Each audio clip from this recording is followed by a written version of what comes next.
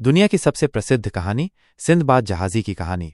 बहुत समय पहले की बात है। बगदाद शहर में एक अत्यंत अमीर व्यापारी रहता था। उसका नाम था सिंदबाद। बचपन से ही वो एक सामान्य लड़का था, लेकिन उसमें कुछ अलग था। उसे दुनिया घूमने का शौक था। वो सदा नई जगहों को देखने और रोमांचक अनुभवों से गुजरने की ख्वाहिश रखता था। यहीं से शुरू होती है उसकी 7 यात्राओं की अद्भुत कहानी। आज भी दुनिया भर में मशहूर है। सिंदबाद पहली बार एक व्यापारिक जहाज पर निकला।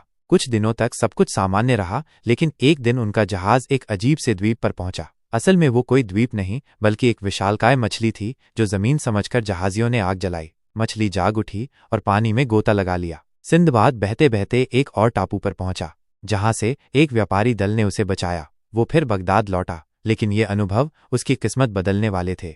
दूसरी यात्रा, विशालकाय पक्षी रुख आरॉक का सामना। इस बार वो एक ऐसे द्वीप पर गया जहां उसने चौंकाने वाला दृश्य देखा, एक विशाल अंडा।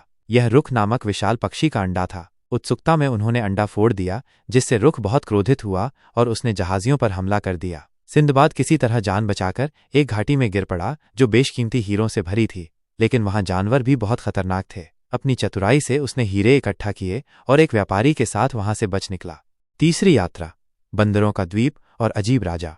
तीसरी यात्रा में सिंदबाद का जहाज एक ऐसे टापू पर पहुंचा जहां बंदर रहते थे। वहां से आगे वे एक ऐसे राजा के पास पहुंचे जो यात्रियों को खाना देता था, लेकिन धीरे धीरे उन्हें नशे में डालकर उनका दिमाग खो देता था, ताकि वे जानवर जैसे बन जाएं। सिंदबाद ने वहां से भागने की योजना बनाई और आखिरकार एक नाविक दल के साथ वहां से भाग निकला। इस यात्रा से वो और अधिक अमीर बन गया। चौथी यात्रा, दफनाने का रिवाज। इस बार वो ऐसे द्वीप पर गया जहां रिवाज था कि यदि पति या पत्नी में से एक मर जाए तो दूसरे को भी उसके साथ जिंदा दफना दिया जाता था। दुर्भाग्यवश सिंदबाद की शादी हो गई और कुछ समय बाद उसकी पत्नी की मृत्यु हो गई। उसे भी एक गुफा में दफन कर दिया गया, लेकिन उसने अन्य मृतकों से मिलने वाले खजानों से खुद को जिंदा रखा। वो सुरंग के रास्ते बाहर निकल आया। पांचवीं यात्रा, समुद्री दैत्य का सामना। इस यात्रा में सिंदबाद और उसके साथियों का सामना समुद्र में रहने वाले दैत्य से हुआ, जिसने उनके कई साथियों को खा लिया। सिंदबाद ने चालाकी से उसे आग में फंसा दिया और बच निकला। इस यात्रा से उसकी चतुराई और साहस की बहुत सराहना हुई।